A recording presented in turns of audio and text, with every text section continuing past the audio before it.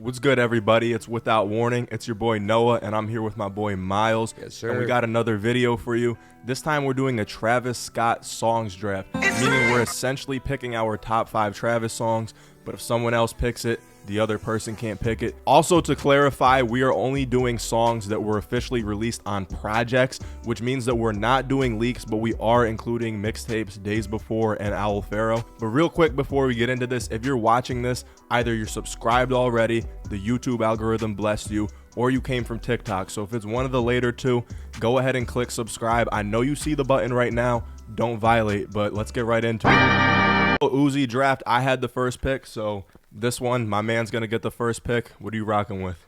I mean, we're talking about an absolute superstar in the draft right now, and it's going to be 90210 to start the draft. I think everybody, if they had the first pick, will go with this. Absolute superstar. Versatility is off the charts. You can play this whenever you want. And if you don't know every lyric to this song, you're not a real Travis Scott fan. I'm sorry. Yeah, I mean, those two-part songs are always amazing. This one also has one of the best music videos I've ever seen. Yeah. And whoever had the first pick was going to pick this one, so I'm already playing at a disadvantage now, but you can't hate it. Hate the game. So for my first pick, I'm going with my favorite Travis Scott song, which is Stargazing. I just mentioned how I love all two-part songs. This is the intro to Astroworld, which is also my favorite album, and he absolutely snapped on this. Insane beat switch, insane build up with his vocals, heavy effects on it, and then some of his best verses on the beginning and later half of this song.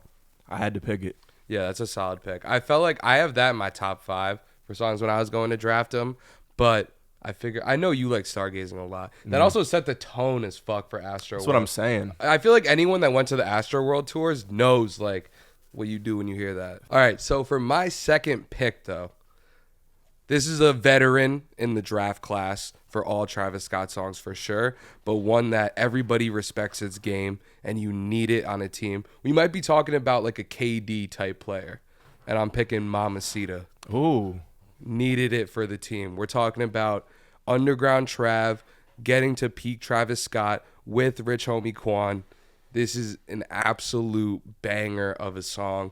I remember when I first listened to this song, I want to say, I don't know if it was Joey, but somebody like really close to me put me onto this song when it first like started to come out. Before he even like, you've seen all the Travis clips of him like going crazy to this song for concerts. When this song, before any concert clips or knowing what it's going to sound like, I just like felt how crazy this song could go in concert, and my fucking Beats Pluses in like 2015 or whatever. Yeah, dude, that song is so insane. I love it. There's a reason that he still has that song in every set list to this day. Just absolutely shakes the ground when he performs it.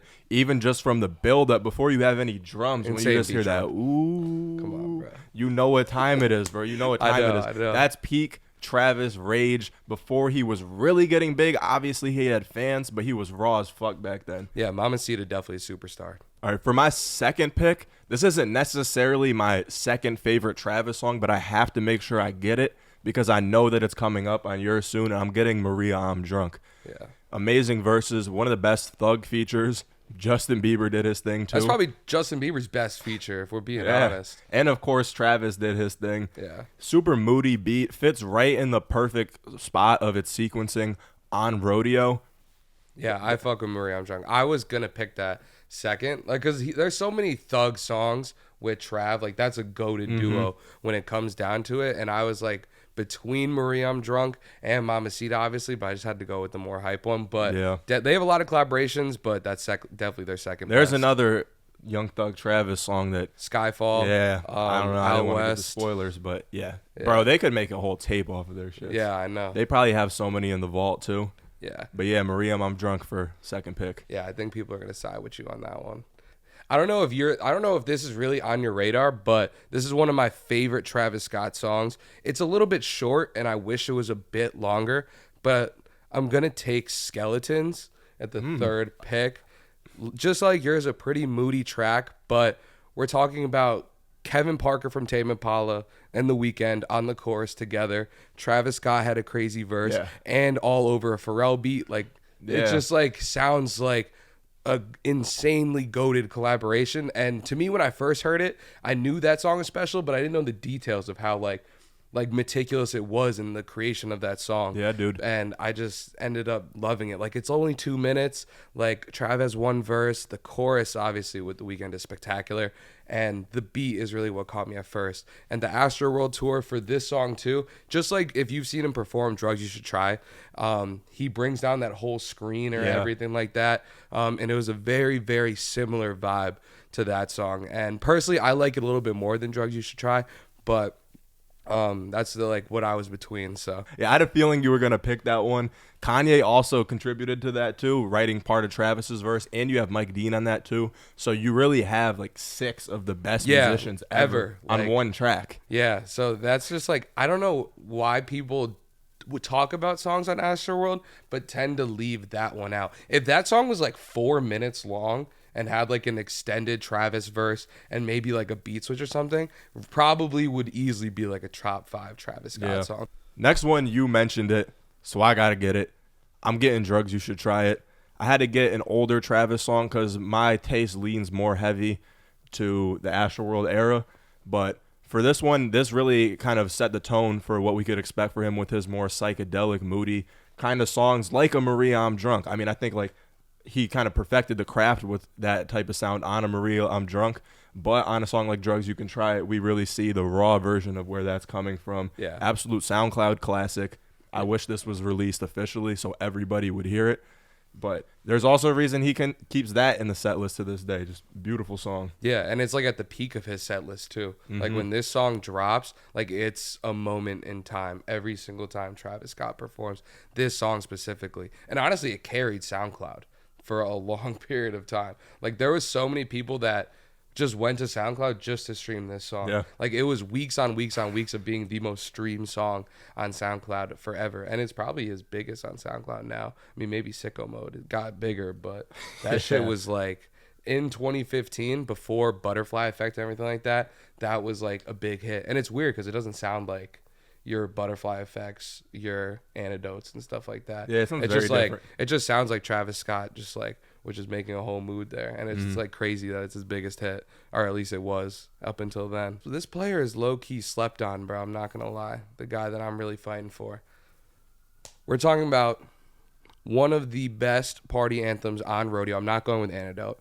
I'm going with Nightcrawler with Sway Lee and Chief Keef. The fucking chorus on this song is some of the most hype lyrics I've ever heard in my life. I didn't really like understand the hype of this song until I saw Travis Scott perform it and him just go absolutely absurd on the chorus. Sway Lee also has this song in his concert set, if anyone's ever seen him in concert. And I don't think Chief Keef does, but I have seen Chief Keef like in a club listening to this song before in some like lead videos, and absolute anthem. I know it's kind of just like meant for like that party pregame vibe, but like I don't know. I listened to this song nonstop in like 2017, like first year of college, and it was just like the shit that did it for me. And I feel like I had to have it on my team. I don't think it was like something you were trying to peep for, but that's got to be rounded out in my top 10 for sure. I'm really surprised this one lasted this long, and I'm glad as fuck that I was able to snag it.